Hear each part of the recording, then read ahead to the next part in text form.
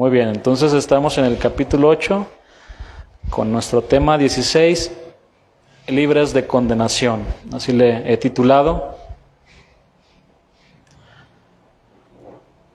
A manera de un pequeño resumen, recordemos que Pablo, el apóstol de los gentiles, le está escribiendo esta carta a los cristianos en Roma. Esta iglesia, localizada en Roma, estaba conformada por judíos y gentiles que se convirtieron al Señor. Era una iglesia de cristianos que estaban comprometidos, sin embargo tenían muy poco en el Señor. Ahora bien, aunque Pablo no los conocía en persona, él sabía que lo que ellos más necesitaban en ese momento era una clara comprensión del Evangelio. Pero no solo eso, sino que su anhelo era que también amaran ese mismo Evangelio que los había salvado. Hermanos, ¿cuántos saben que el cristianismo no es un asunto de la mente o de nuestra capacidad intelectual? Es un asunto del corazón, pero de un corazón que debería de estar saturado del Evangelio, de la palabra de Dios. Porque es en el corazón donde el Evangelio penetra para cambiarnos en nuestra forma de pensar y en consecuencia nuestra forma de vivir. El libro de Romanos tiene una explicación maravillosa del Evangelio y hace un análisis apasionante para que dicho Evangelio obre profundamente en nuestros corazones. Los primeros 7 versículos que ya estudiamos, capítulos, nos muestran las asombrosas verdades del Evangelio que incluyen la justificación por la fe, nuestra unión con Cristo y la salvación por gracia, no por obras. Ahora, después de que Pablo, este apóstol, nos ha dado una cátedra acerca del Evangelio y previamente nos mostró cómo la ley del pecado mora en nosotros y que esa ley solo puede ser vencida por una ley superior, ¿cuál? ¿Recuerdan? La ley del Espíritu. De ahí el apóstol Pablo pasa a un versículo brillante que nos muestra que nuestras vidas están completamente seguras en nuestro Señor Jesús. Vamos a leer ahora sí el versículo 1. Romanos 8, versículo 1. Ahora pues, ninguna condenación, la palabra condenación en el griego aquí es katakrima, que significa sentencia adversa. Ahora pues, ninguna condenación hay para los que están en Cristo Jesús, los que no andan conforme a la carne, sino conforme al Espíritu. En Romanos 7, Pablo ya nos mostró que nosotros todavía luchamos contra el pecado, ese pecado que mora en cada uno de nosotros. Por eso él escribió, porque no hago el bien que quiero, sino el mal que no quiero, eso hago. No obstante, al mismo tiempo, Pablo nos enseñó que tenemos una nueva naturaleza que desea agradar a Dios y que entra en conflicto, como también ya lo estudiamos. Y que hay una ley superior a la ley del pecado. ¿Cuál? La ley del Espíritu. Estas dos verdades son muy importantes porque, por un lado, somos guardados del legalismo que dice que los verdaderos cristianos ya no luchan contra el pecado. Y por otro lado, nos guarda de abusar de la gracia de Dios. Porque en un extremo están los que dicen, pecar es para niños, yo quiero la presencia de Dios. Y en el otro extremo están los que dicen, salvo siempre salvo. Pues vamos a darle con todo el pecado. ¿Ven cómo nos guarda todo esto? Dos extremos muy peligrosos. Que no hay ninguna condenación para los hijos de Dios, dice este versículo. Esto significa que estamos libres de cualquier deuda o castigo. No tenemos ningún cargo en nuestra contra. Una persona que está en Cristo está completamente segura.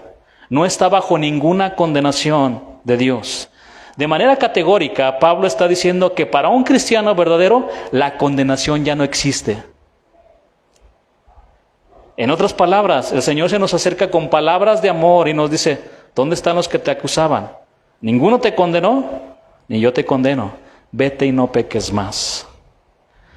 Hermanos, ya hemos estudiado que los cristianos podemos pecar ocasionalmente, pero no practicamos el pecado. E inclusive podemos caer muy bajo como el hijo pródigo, pero no nos quedamos ahí, sino corremos de nuevo a donde, a los brazos del Señor, a sus brazos de misericordia y de amor. Volvemos a Él. El problema de muchos cristianos que viven en constante condenación se deriva porque pecan y no le piden perdón al Señor. En consecuencia, ¿qué pasa? Se siguen hundiendo cada vez más en su pecado. De manera inmediata, hermanos, tenemos que ir con Él. Pero pastor, ha sido algo vergonzoso lo que he pensado de lo que he hecho. Ve con Él, no dejes que eso siga creciendo más en tu vida y en tu corazón. Acércate a Él confiadamente ante el trono de misericordia y de gracia. Ve a Él, no te quedes ahí. Esto es terrible, porque aquellos que no le piden perdón al Señor se siguen hundiendo, se alejan de Dios y de su palabra y comienzan a ser controlados por los deseos de su carne. Otros piensan de la siguiente manera: yo creo que ya Dios no me perdona, he vuelto a caer en el mismo pecado. Y no alcanzan a dimensionar o a comprender la verdad acerca del perdón del Señor. La palabra de Dios dice claramente que ninguna condenación existe para los que están en Cristo, para los nacidos de nuevo, quienes ahora andan conforme al Espíritu, es decir, guiados y controlados por el Espíritu, y no conforme a las obras de la carne, que no son controlados totalmente, absolutamente por los deseos carnales. Aquí surge una pregunta, hermanos. ¿Ustedes creen que un cristiano puede andar en la carne? ¿Que pueda ser controlado por sus deseos carnales de todo tipo? No la contesten. En otras palabras, ¿habrá cristianos carnales? Vamos a ver lo que dice la palabra de Dios. Primera de Corintios 3:1.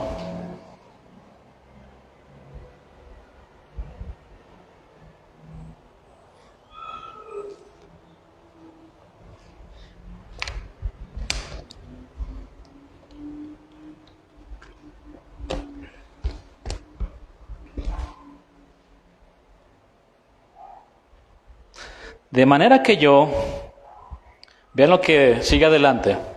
¿A quién le está dirigiendo estas palabras el apóstol? ¿A cristianos o a no cristianos? Dice hermanos. No pude hablaros como a espirituales, sino como a carnales. Le está hablando a cristianos. Y a cristianas también, porque después. También. Como a niños en Cristo, os di a beber leche y no vianda, porque aún no erais capaces ni sois capaces todavía, porque aún sois carnales. Pues habiendo entre vosotros celos, estos son deseos descontrolados de la carne, son manifestaciones, celos, contiendas y disensiones. Y hace una pregunta aquí el apóstol Pablo: ¿no sois carnales y andáis como hombres, como el hombre natural que no conoce a Dios? Porque diciendo el uno, yo ciertamente soy de Pablo, y el otro, yo soy de Apolos, ¿no sois carnales?, dice el apóstol Pablo. Bueno, en estos versículos vemos que los corintios no avanzaban en su vida espiritual porque eran carnales. Se estaban dejando guiar por sus deseos carnales.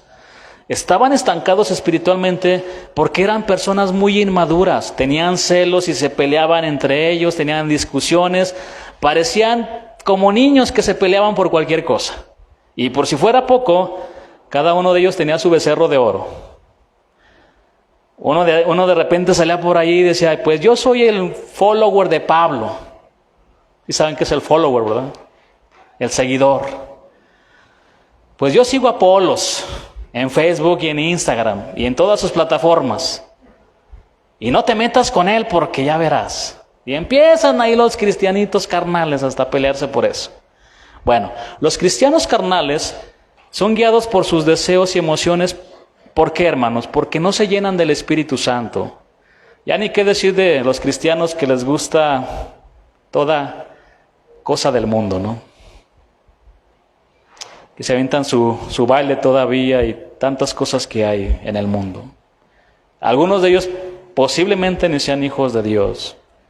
Hermanos, si un cristiano no se llena del Espíritu Santo, esto ustedes lo pueden comprobar. Ustedes déjense de congregar 6 meses no lean la palabra, no oren y no se congreguen y van a andar como el mundo. Vamos a andar como el mundo, pensando como ellos, haciendo las cosas como ellos. Eso es una realidad, hermanos. Si un cristiano no se llena del Espíritu Santo, es decir, no se llena de la palabra, no adora a Dios con sus cantos y con su vida y no se congrega, tengan por seguro que se convertirá en un cristiano carnal como los de Corinto. Aquel que no se llena del Espíritu no es guiado y controlado por el Espíritu. Son aquellos que no andan en el Espíritu. Todo lo contrario, andan conforme a la carne, se amoldan a sus deseos carnales, hermanos. Gálatas 5:19 al 21. Veamos lo que dice aquí la palabra. Y manifiestas son las obras de la carne, que son adulterio. Cristianos verdaderos que aman a Dios, hermanos, ¿pueden caer en adulterio? Es terrible. Trágico, pero pueden caer. Ahí ves a dos jovencitos, una mujercita, una jovencita de 22 años y un joven de 25. Aman a Dios, son hombres entregados a Dios. Se hacen novios. Y después de tratarse, fornicaron. ¿Pueden caer? Por un descuido. Porque todavía el pecado mora en nosotros. Y tenemos que llenarnos de Dios y de la palabra para no estar llenos de nuestros deseos, del mundo, sino vamos a ser controlados por eso. Pueden caer. Fornicación, inmundicia, lascivia, idolatría, hechicerías, enemistades, pleitos, celos, iras, contiendas, disensiones, herejías, envidias, homicidios, borracheras, orgías y cosas semejantes a estas, acerca de las cuales os amonesto, como ya os lo he dicho antes, que los que practican tales cosas no heredarán el reino de Dios. De acuerdo con estos versículos, las obras de la carne no solo son aquellos que están relacionados con horrendos crímenes y vicios, sino todas las envidias, celos, peleas, etc. La Escritura dice que todos los que andan en la carne piensan en las cosas de la carne. Otra versión dice solo piensan en hacer lo malo. En el versículo 5, no vayan, el verbo que se utiliza ahí para pensar es phroneo en el griego, la palabra griega, que significa pensar en o poner la mirada en. El sentido del verbo abarca más que el ejercicio meramente intelectual, incluyendo también los deseos y las intenciones. Están pensando en las cosas de la carne. En el caso de los carnales, van tras las cosas carnales, mientras que los que son espirituales buscan las cosas espirituales, buscan las cosas de arriba y no las de la tierra, las del mundo. Los que viven conforme a la carne, la Escritura dice que no pueden agradar a Dios. Porque los deseos de la carne son enemistad contra Él. No pueden. En otras palabras, Pablo se dirige a los cristianos y les exhorta porque él sabía que también podían caer en cualquier tipo de este pecado. Cualquiera puede caer. Miren, hermanos, Pablo en el versículo 16, que estamos viendo todo este capítulo, del capítulo 5, les dice a estos cristianos de Roma: andad en el Espíritu y no satisfagáis los deseos de la carne. Y un ejemplo que les quiero dar acerca de un hombre que es de Dios y que puede caer, un ejemplo lo vamos a encontrar aquí en la Escritura, o que puede ser guiado por los deseos de la carne, lo tenemos en el rey David, un hombre conforme al corazón de Dios. Vamos a 2 de Samuel 11, versículo 1, y vamos a leer al versículo 4.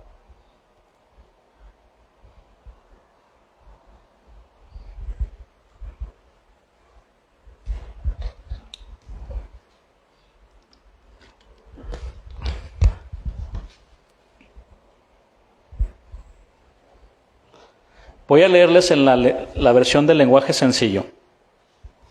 Llegó la primavera, que era cuando los reyes salían a la guerra. Ese año David envió a Joab y a los jefes de su ejército a pelear contra los amonitas, pero él se quedó en Jerusalén. Y Joab y todos sus hombres vencieron a los amonitas y conquistaron la ciudad de Rabá. Una tarde, después de haber descansado un poco, ¿tendrá algo de malo descansar un poco? Dice la Escritura que David se levantó y comenzó a pasear por la azotea de su palacio. ¿Tendrá algo de malo salir a la azotea a pasearse? De pronto, vio que una mujer muy hermosa se estaba bañando. David mandó enseguida a uno de sus sirvientes a preguntar quién era ella. El sirviente volvió y le dijo que se llamaba Betsabé, hija de Eliam, y que estaba casada con un hitita llamado Urías. Entonces David mandó a traerla y cuando se la llevaron tuvo relaciones sexuales con ella. Luego ella regresó a su casa, pues apenas había tenido su periodo de menstruación y estaba cumpliendo con los ritos de purificación. Eso es lo que dice en la versión lenguaje sencillo. Toda esta historia trágica, penosa y muy dolorosa y con consecuencias terribles, no la estaríamos leyendo el día de hoy si el rey David hubiera cumplido con su deber de ir a la guerra. El rey decidió quedarse en el palacio para descansar un poco en vez de ir al frente de la batalla. Era su obligación, era su deber. Pregunta, hermanos, ¿dónde estaba más seguro el rey David? ¿En medio de la feroz batalla o en su palacio? Su caída sucedió cuando él creía que todo estaba bajo control, pero se le olvidó que el enemigo más terrible se había quedado en su palacio. Entiéndase, naturaleza inclinada a hacer lo malo. ¿Qué era más doloroso? ¿Una herida en su brazo mientras estaba peleando en la batalla o una herida brutal en su vida espiritual? ¿Qué ejemplo, ¿no? Esa tarde el rey se quedó a descansar. Después se levantó de su lecho para dirigirse a la azotea de su palacio y comenzó a mirar alrededor los paisajes, el cielo. Él compuso un hermoso salmo, varios salmos. Cuando veo los cielos, obra de tus manos. Y él empezó a contemplar todo eso.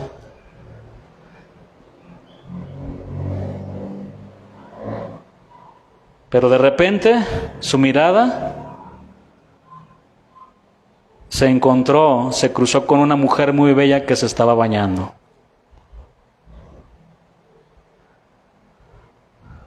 ¿Dónde estaba más seguro el rey? ¿En la guerra o en el palacio? En la guerra. Era tiempo de pelear. No era tiempo de descansar. Hermanos, hay tiempo para todo. Tiempo para todo. Los miércoles y los domingos son tiempo de congregarse. No, me voy a quedar un rato aquí a ver la tele. Las 11 de la noche. A ver la computadora. ¿Dónde estás más seguro, hermano?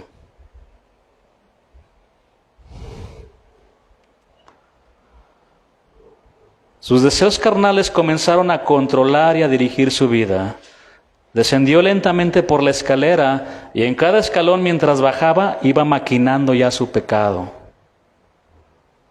Él adulteró aquí, porque Jesús lo dijo.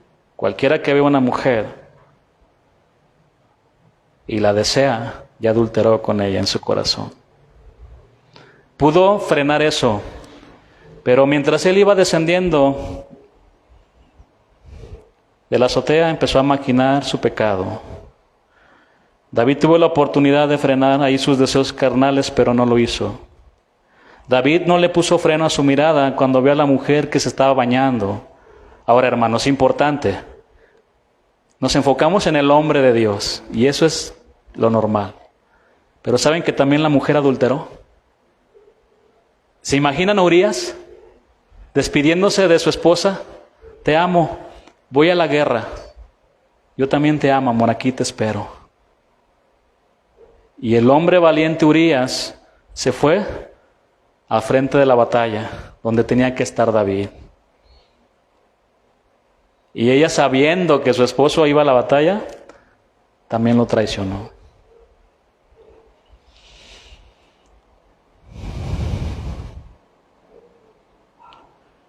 David no le puso freno a su mirada cuando vio a la mujer que se estaba bañando.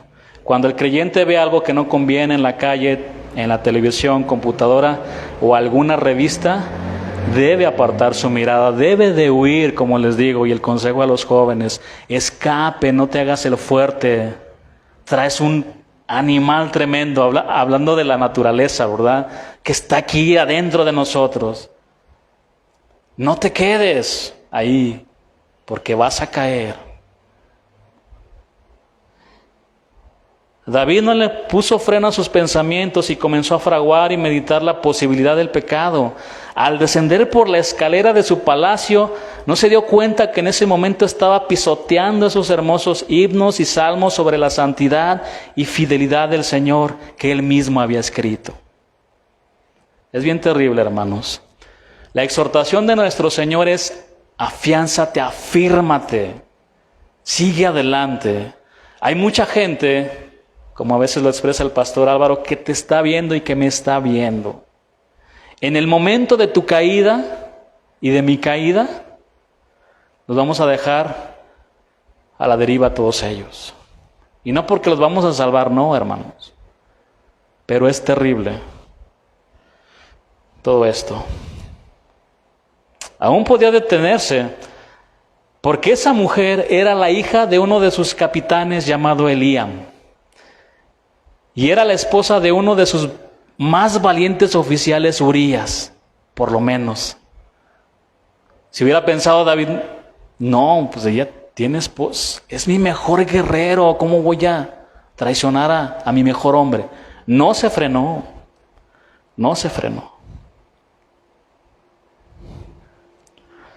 ¿Qué pasa aquí, hermanos? David ya estaba completamente controlado por sus deseos carnales, y conocemos la historia: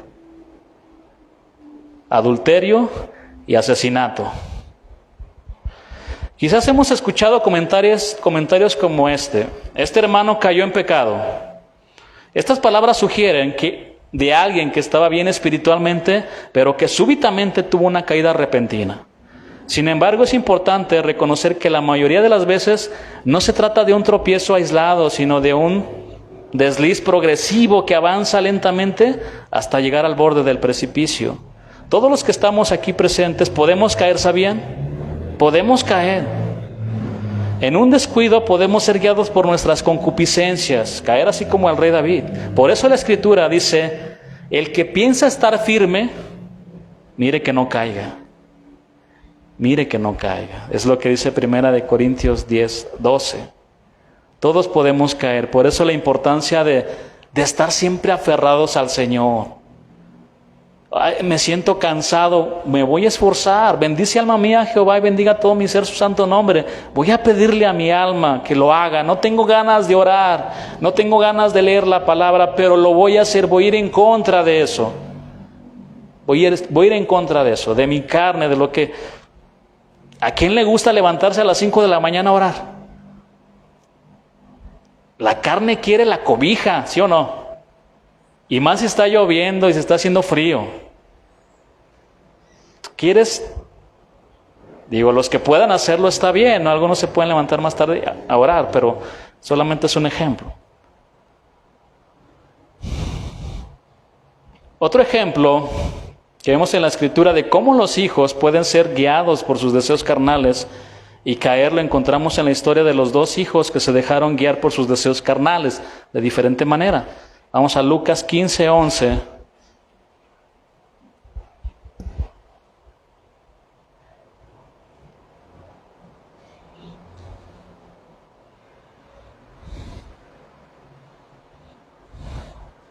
También les voy a leer estos versículos en la versión lenguaje sencillo. Jesús también les dijo: un hombre tenía 2 hijos.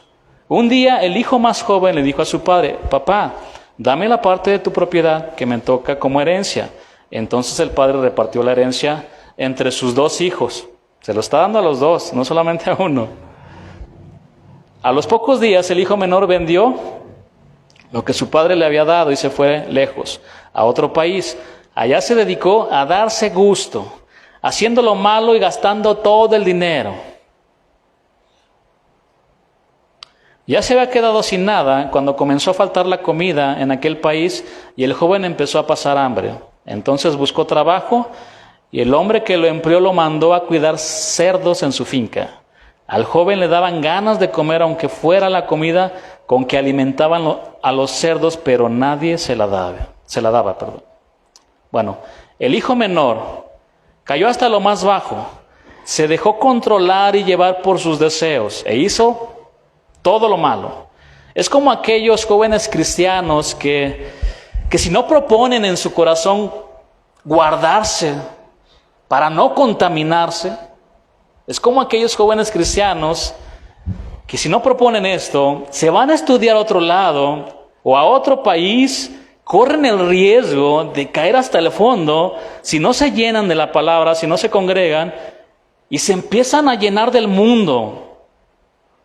Y todo eso, hermanos, en el mundo es alimento para la carne, ¿sabían? ¿Cuántos ejemplos de chicas cristianas que de repente se van a estudiar a otro lado y ya se la pasan? Ahorita no me ven mis papás, soy libre. Allá no tomaba cerveza, acá me la voy a acabar. Se dejan controlar por sus deseos carnales. Y si no están bien firmes, si no proponen en su corazón como Daniel, ese joven, no me voy a contaminar con la comida del rey. Me voy a guardar, me voy a conservar santo, puro. Yo no voy a tener relaciones sexuales con cualquiera, yo me voy a guardar. Eso es de hombres y también de mujeres. Qué fácil hacer todo lo que ellos hacen. Eso es bien fácil, cualquiera lo puede hacer, cualquiera los puede imitar. Pero ¿quién de ustedes quiere imitar al Señor Jesús? Eso es más difícil, pero trae mayor bendición. ¿Cuesta? Todo nos va a costar, hermanos, todo. Nada es sencillo en esta vida, nos va a costar. Nos va a costar. Posiblemente hasta la vida, pero nos va a costar. Cayó hasta lo más bajo este hijo menor. Se dejó controlar, se gastó todo su dinero. Más adelante la Escritura dice que hasta con prostitutas, dice, lo vamos a leer aquí. Bueno, esa es la primera historia de un joven aquí en la Escritura. Vamos a ver aquí mismo qué pasó con el hijo mayor. A partir del versículo 25. También se las voy a leer también en el lenguaje sencillo. Mientras tanto, el hijo mayor estaba trabajando en el campo. Cuando regresó, se acercó a la casa y oyó la música y el baile. Había mucho gozo. Llamó a uno de los sirvientes y le preguntó: ¿qué pasa? El sirviente le dijo: es que tu hermano ha vuelto sano y salvo. ¿Recuerdan cómo regresó? Era hijo, regresó. Regresó otra vez con su padre. Es que tu hermano ha vuelto sano y salvo y tu papá mandó matar el ternero más gordo para hacer una fiesta.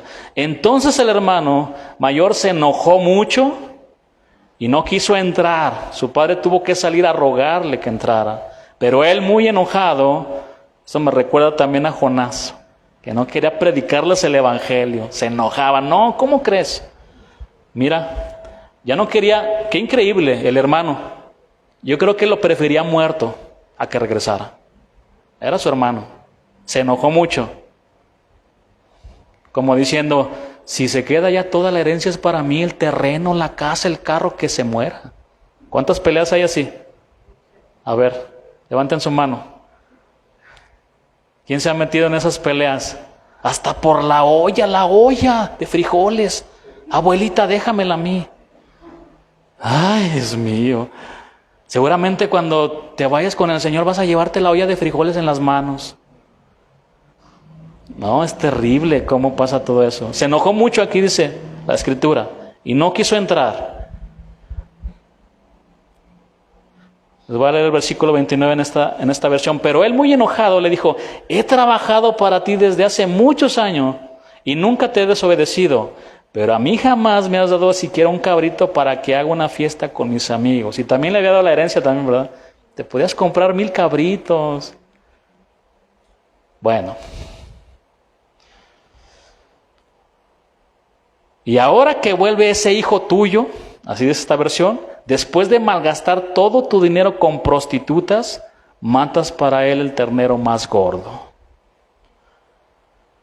Aunque el hijo menor cayó hasta lo más bajo, yo no sé quién cayó más bajo, si este con las prostitutas o este cayó tan bajo, pero en su corazón, ¿no? Por todo el enojo que traía ahí en su vida.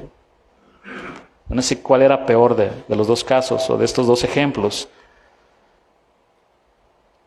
El hijo menor, ya vimos, cayó hasta lo más bajo y se dejó dominar por su carne.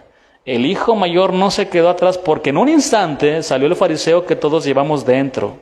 Estaba muy enojado y resentido porque el padre había perdonado a su hermano menor. ¿Qué pasó aquí? Salieron a la luz, salió a la superficie ese deseo carnal que traía. Salió a la luz. David, el rey David, y estos dos hijos nos muestran claramente que cualquiera en un descuido puede ser guiado por sus deseos carnales. No obstante, David, como un hombre de Dios, tuvo un arrepentimiento genuino, lágrimas desbordando cuando escribió el Salmo 51.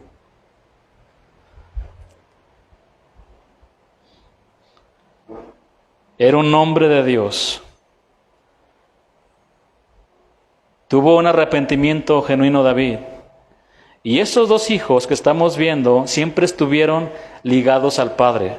No fueron perfectos, como lo vimos, pero tampoco dejaron de ser sus hijos. Siempre estuvieron cerca de Él.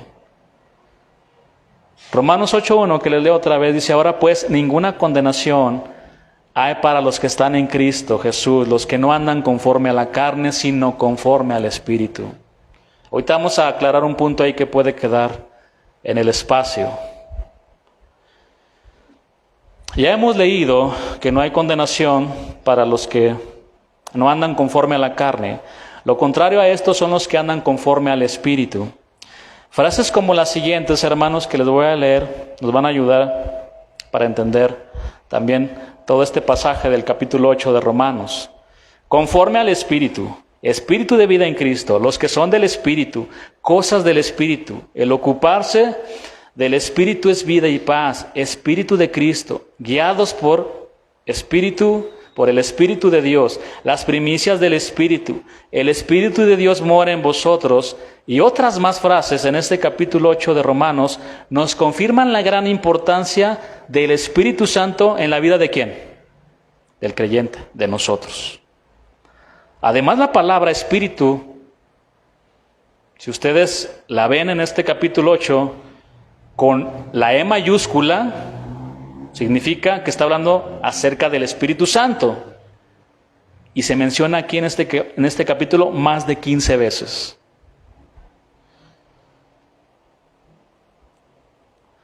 Por lo tanto, aquí donde estamos es muy conveniente hacer una breve reflexión acerca de la persona del Espíritu Santo. El Espíritu Santo, hermanos, es posiblemente la persona menos comprendida de la Trinidad. Los mitos y los malos conceptos que se enseñan van de describirlo como una fuerza, como un fantasma, como un Dios de segunda categoría, y algunos lo confunden con manifestaciones muy extrañas y otros lo presentan como una figura incidental que aparece momentáneamente. Si tú pensabas en eso, tienes que resetear todo eso. Eso no es el Espíritu Santo. Nada más lejos de la realidad. Para la iglesia resulta indispensable conocer lo que dice la palabra acerca de Él y comprender cómo se manifiesta. Y para eso tenemos que ir a la palabra. El Espíritu Santo es una persona, hermanos. Y como tal tiene sentimientos. Puede sentirse triste, se puede enojar, puede ser insultado, blasfemado y resistido. No tenemos todo el tiempo para verlo en los versículos, pero si quieren anotarlo se los doy. Efesios 4:30, Isaías 63:10, Hebreos 10:29, Mateo 12:31 y Hechos 7:51. Son características de que el Espíritu Santo es una persona. Porque de repente decimos Espíritu Santo y alguno piensa en un fantasma, ¿no? O en una paloma, como dice también la palabra. ¿Cuánto nos hace falta aprender muchas cosas, verdad? Ahora, también tiene cualidades particulares, tiene intenciones, muestra voluntad y criterio, puede amar, se comunica, testifica, enseña y ora. Estas son cualidades de una persona y no de una cosa. Más versículos, Romanos 8:27, Primera de Corintios 12:11, Romanos 15:30, Hechos 13:2, Juan 15:26, Nehemías 9:20, Romanos 8:26, igual se los puedo dar al final. Si no son rápidos para anotar, les puedo pasar los versículos al final. El Espíritu Santo apareció en cada etapa de la vida de Jesús. ¿Recuerda cuando el ángel se le presentó a María, la madre de Jesús, y le dijo: el Espíritu Santo vendrá sobre ti, lo que dice Lucas 1:31, y el poder del Altísimo te cubrirá con su sombra, por lo cual también el santo ser que nacerá será llamado Hijo de Dios. Luego, en el bautismo de Cristo, cuando comenzaba su ministerio público, el Espíritu de Dios también se hizo presente. Mateo 3:16. Y Jesús, después que fue bautizado, subió luego del agua, y aquí que los cielos le fueron abiertos y vio al Espíritu de Dios que descendía como, es un símil, como paloma, y venía sobre él. Durante toda su vida y su ministerio, el Señor se relacionó con el Espíritu Santo. Además, exhortó a sus discípulos a recibir también el Espíritu Santo. Ahora, hermanos, no es poco el énfasis de Jesús en cuanto al Espíritu Santo. De hecho, fue objeto de una oración intensa que se encuentra en Juan 14, 16 y 17, que sí vamos a leer. Acompáñenme a Juan 14, 16 y 17.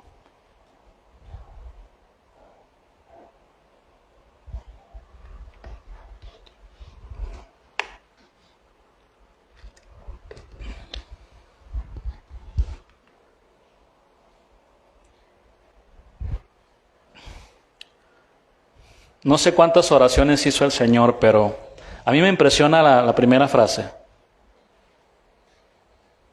que es un ruego. Aquí está rogando el Señor. Es pedir un favor.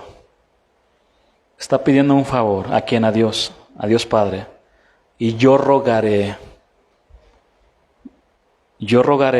al Padre y os dará otro consolador, para que esté con vosotros para siempre. El Espíritu de verdad, el cual el mundo no puede recibir, porque no le ve ni le conoce. Pero vosotros le conocéis, porque mora con vosotros y estará en vosotros. Ahora entienden por qué Él se contrista el Espíritu Santo cuando pecamos. Es una persona que mora en nosotros. Ahora bien, si el Espíritu de Dios fue tan importante y crucial en la vida y ministerio de nuestro Señor Jesús, hermanos, cuanto más en nuestra vida. Cuanto más. No, yo soy muy fuerte, pastor. Yo puedo ir a una cantina y hasta ahí estar con los borrachos a un lado y hablarles del Señor. Nos creemos fuertes, pensamos que no necesitamos al Espíritu Santo ni a Dios. Yo puedo estar ahí, es más, puedo estar ahí enfrente, ¿no? Viendo todas las cosas y no me pasa nada. Yo soy fuerte, yo no necesito al Espíritu Santo. Si fue tan importante en la vida del Señor Jesús, hermanos, cuanto más en nosotros. El Espíritu Santo es una figura muy importante a través de toda la Biblia. En Génesis 1:2, no vaya, encontramos al Espíritu moviéndose sobre la faz de las aguas, y en Apocalipsis 22:17, el Espíritu y la esposa claman a una voz y dicen, ven. Del Génesis al Apocalipsis se hace presente, y más aún se manifiesta y como lo hemos estudiado en el libro de Hechos. Toda ahora sí que la atención la tiene el Espíritu Santo. Ni siquiera son los discípulos. Es el Espíritu Santo haciendo los milagros, obrando por todo lo que hemos estudiado ya en ese libro, ¿no? De principio a fin, el Espíritu Santo siempre ha estado activo. En el principio creando y al final de la historia asistiéndonos. El Espíritu Santo nos consuela, nos ayuda, nos aconseja, intercede y aboga por nosotros. Hermanos, no hay área en nuestra vida en la cual no necesitemos la asistencia y la dirección del Espíritu de Dios. Por lo tanto, no hay ninguna condenación para los que andan conforme al Espíritu, a los que son guiados y controlados por el Espíritu Santo. Los que andan conforme al Espíritu piensan en las cosas del Espíritu, porque el ocuparnos del Espíritu es vida y paz. ¿Y cuántos desean paz? Pues busquemos la llenura del Espíritu Santo. De la misma manera, solo llenos del Espíritu vamos a poder hacer morir las obras de la carne, no hay otra manera. Esta lucha contra el pecado va a ser toda nuestra vida, hermanos, toda nuestra vida, toda. Ahí vas a estar muriéndote y puede pasar una joven y tus deseos se pueden clavar ahí. Toda nuestra vida vamos a luchar. Me recuerdo, traigo a memoria un ejemplo que decía un pastor que llegó a un hotel y le dieron ¿cómo se llama? El control de la televisión y dice, no me pongan nada, me conozco. Quítenme, desconéctenme el cable y todo eso. Quítenme todo eso. Porque yo me conozco que puedo caer. Otros han llegado al extremo cuando estaban tan desesperados de arrojar las mismas llaves hacia afuera, mira, para no salir en el hotel. Hombres de Dios, hombres como David, pueden caer, hermanos, podemos caer.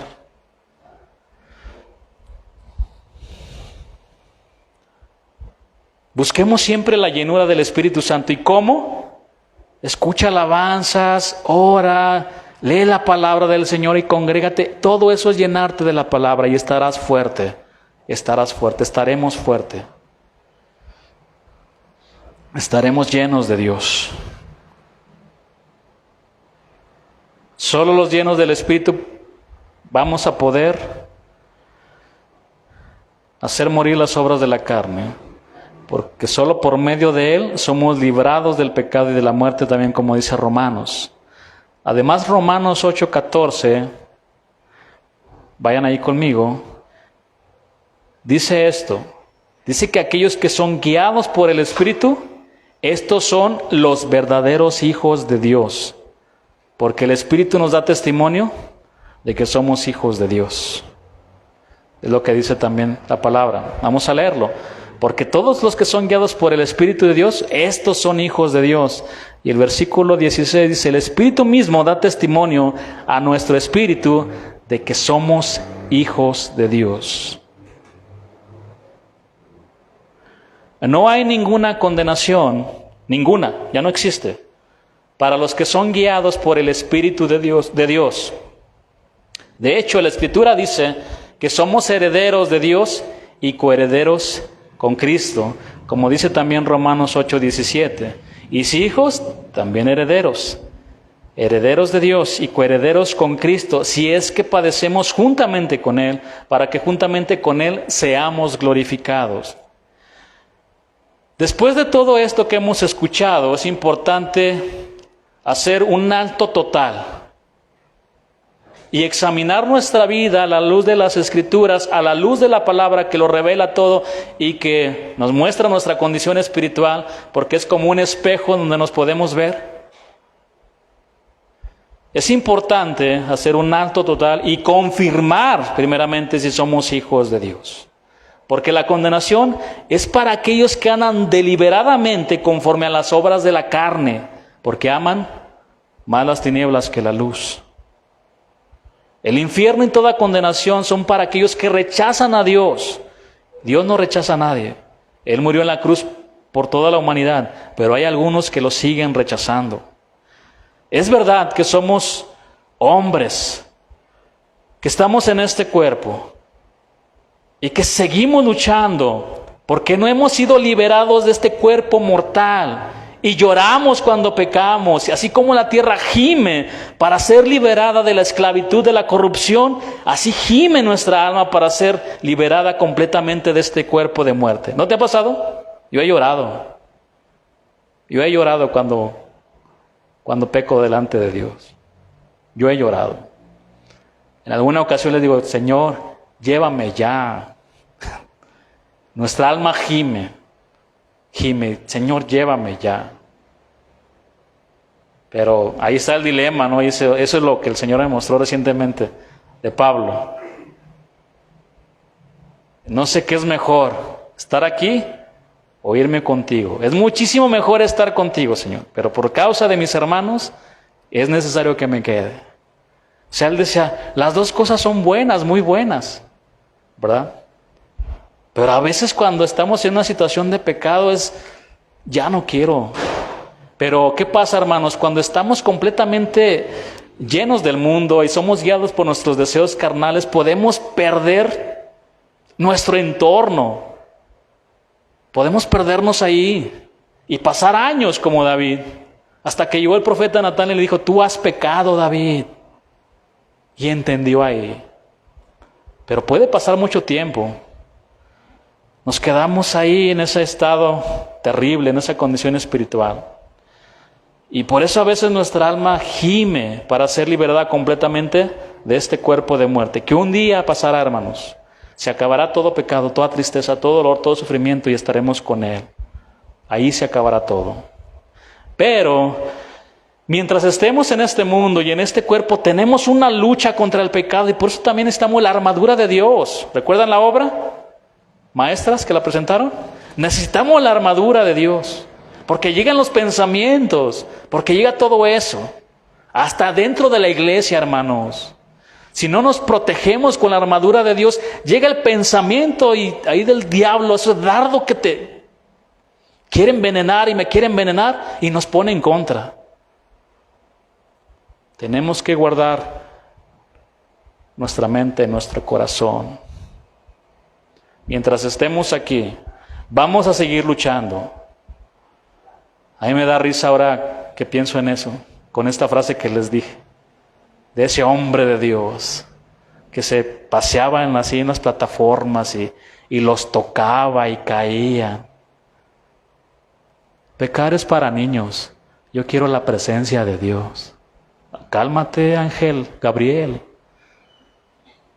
Todos vamos a seguir luchando contra el pecado. Ahí estaba pecando de soberbio. ¿Sí o no? Y la otra que les dije, solamente aquí los aguanto, nada más porque sé que el juicio de Dios está allá afuera. Cálmate, pastor, Santísimo Trinidad. Hermanos, obviamente estaba poniendo el ejemplo, solamente aquí soporto el olor tan feo del arca y soporto a los animales porque el juicio está afuera, imagínense. Y toda la gente, amén, aplaudiéndole, quiero ser como él. No, hermanos, la Biblia nos muestra otra cosa, que tenemos una lucha contra el pecado todos los días, en el pensamiento, en el corazón, en muchas cosas. Y bueno, y si pecamos, ¿qué tenemos que hacer? Ir con el Señor, porque abogado tenemos. Vamos a limpiarnos, todos los días nos ensuciamos nuestra mente, nuestros oídos, nuestros ojos. Limpiarnos otra vez del polvo. Tenemos una lucha contra el pecado y todas esas concupiscencias que moran en nosotros. Pero no estamos solos, gracias al Señor, que Él vino. Y tenemos al Espíritu Santo que nos guía y nos ayuda e intercede por nosotros, que son los versículos que vamos a leer.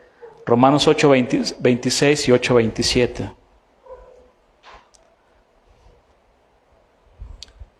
Y con esto terminamos. Y de igual manera, ¿quién nos ayuda? El Espíritu nos ayuda en nuestra debilidad. Porque nos llenamos de Él, nos llenamos de su palabra. Pues qué hemos de pedir y cómo conviene, no lo sabemos, pero el Espíritu mismo intercede por nosotros con gemidos indecibles, sin decir nada. Mas el que escudriña los corazones sabe cuál es la intención del Espíritu, porque conforme a la voluntad de Dios, intercede ¿por quién? Los santos. ¿Quiénes son los santos? Nosotros. Somos los apartados, somos los consagrados para Dios, es lo que significa santos, no las figuras. Nosotros somos los santos. ¿Por qué? Porque hemos sido santificados por el Señor. Hemos sido purificados por su sangre. Él nos ha limpiado. Amén. Gracias a Dios por su palabra, que nos muestra tantas cosas. La lucha está fuerte, hermanos. Hay que fortalecernos. Cada día más, cada día más. Pónganse sobre sus pies para darle gracias a nuestro Dios.